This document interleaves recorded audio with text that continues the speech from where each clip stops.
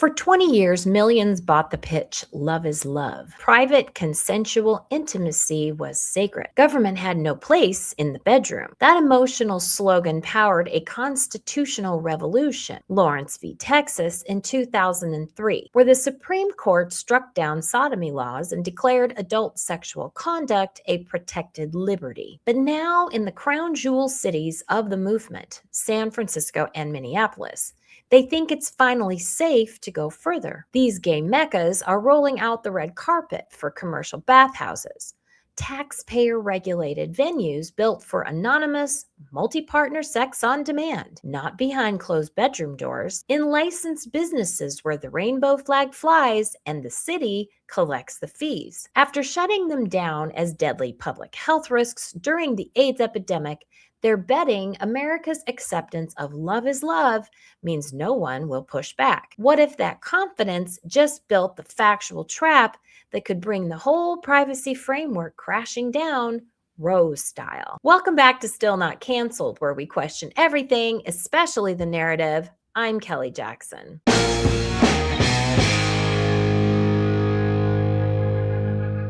I want to get started by showing you a clip from the Daily Signal and how it's sort of a bit of a joke that they're actually passing these ordinances and they're completely missing the irony and the hypocrisy in doing so.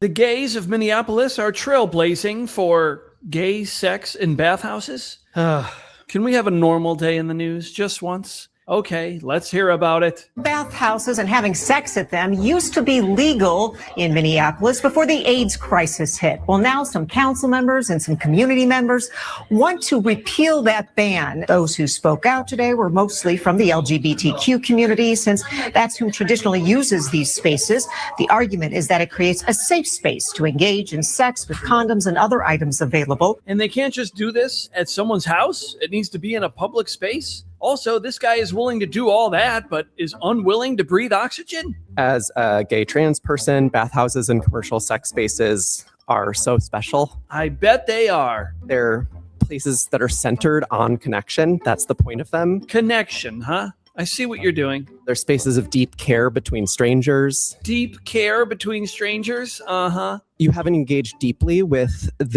our history as LGBT people and the important contributions of LGBT sexual culture to our world. Okay, that's enough of you. The 1988 ban eliminated commercial safe spaces. It drove sexual-related gatherings underground, often to unsafe and inaccessible spaces. What? None of these people have a living room they can just orgy out in? Am I missing something here?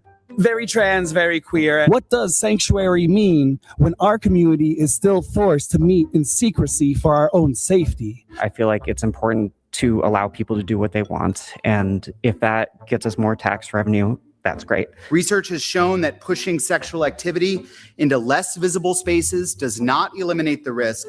It makes outreach and education more difficult. When I was young, much more vulnerable and uninformed, I spent time in private underground sexual spaces across Minneapolis and the metro area. That sounds like a problem, doesn't it? It is my belief that had a public community venue like a bathhouse been available, things would have been different for me as I explored my identity and sexuality. Bathhouses hold a long history in the queer community, but they're open to all. We all know that straight people love to enjoy the queer community. Thank you, but I'm all right. I've come to speak in support of the ordinance. Throughout the AIDS crisis, our own government turned its back on much of our community. This was real effective public health work. Homophobia looked to our communal areas as an easy target, and laws, criminalization, police exploited that. Banning these spaces doesn't stop the activity. It just shoves it underground. My friend and I refuse to take part in free-for-alls where there are no written guidelines of conduct that participants have to acknowledge. This is so disgusting. Anyway, the council decided to reverse the bathhouse ban, so have at it, everybody. First, I want to point out a couple of obvious things about those people who were speaking at that meeting. Number one, I would be willing to bet almost none of them were even born when the AIDS crisis was at its height. If they were too young to remember. And number two, half of those men have breasts or think they're women. So I'm kind of wondering if they're the sort that they would be expecting to show up at a bathhouse these days. It's not going to look the way it used to look in the swinging early 80s. Let's just put it that way. But listen to that. After decades of being told these were private matters the government had no business touching, they now want city councils to license, regulate, and tax commercial venues purpose-built for exactly the high-risk activity that once shut them down. They can't do it at home anymore. They need official public approval. That's not privacy. That's a cultural power move. And in Minneapolis, you follow the money.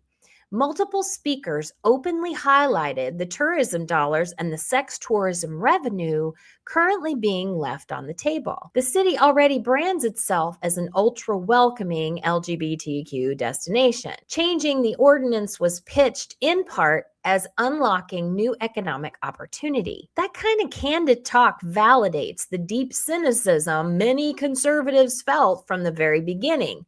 Love is love was never the full story. In 2003, the Supreme Court ruled 6-3 in Lawrence v. Texas. Police entered a private Houston apartment and found two men in a consensual act. The court struck down Texas's sodomy law, declaring that adults have a constitutional liberty interest in private, intimate conduct. It overturned the earlier Bowers v. Hardwick decision. If you'd like for me to get into that decision, go ahead and make a comment down in the comment section, and maybe we can discuss it on a later show. Conservatives warned this was activist substantive due process. Judges creating new rights from the 14th Amendment. The ruling hinged on one key limit: truly private conduct inside the home, not commercial enterprises open to regulation. During the 1980s HIV/AIDS crisis, cities faced exploding infection rates. Minneapolis banned bathhouses in 1988, defining high-risk sexual conduct as anonymous sex, multiple partners, and inconsistent condom use. Go figure. Any commercial property facilitating it was a public health violation. San Francisco imposed similar restrictions. Even some gay leaders at the time supported the measures. Public health came first. Unlike what some of the speakers at that city council meeting implied, that they were attacking the gay community, in reality, at the time, the gay community felt as though it was being protected by the government. Decades later, with PrEP and better treatments, the script flipped. San Francisco began relaxing rules in 2020. Minneapolis followed this month, June of 2026, with that 9-2 council vote repealing their ban. They shifted the rules into places of adult entertainment codes, creating a consenting adult exception. Now, the city regulates the facilities, providing condoms and sanitation stations instead of banning the behavior outright. It's government-enabled commercial sex spaces, paid for by the taxpayer. Here's the real irony.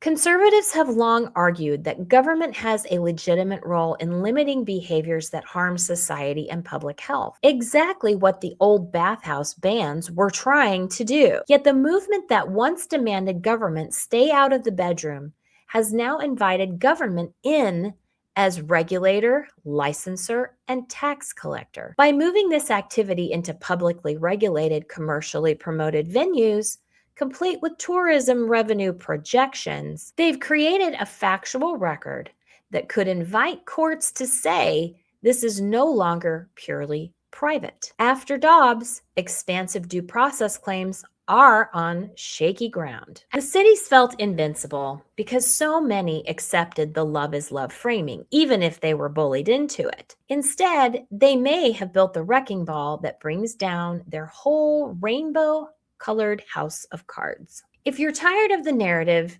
please hit like and subscribe, and please drop a comment below what you think is going to happen next.